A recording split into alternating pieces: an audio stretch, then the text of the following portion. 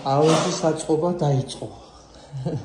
ჯერ ყველაფერი პროცესია, მაგრამ სალომეს ოთახიც ძალიან კარგი ახალგაზრდა ადამიანი მოვიდა, რომელიც გვეხმარება ამ ყველაფრის საწყობაში, უკრაინელია და ძალიან სწრაფად მუშაობს.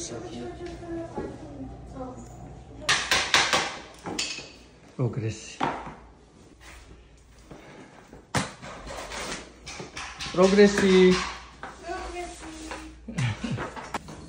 ჩვენი ბინა მზად არის. კეთილმოწყობილია. ერთადერთი ეს მაგიდა გვაკლია აქ, ჟურნალების მაგიდა, რამე თუ გითხრეს, რომ საწყობში გამოელიათ და შეუკვეთავთ.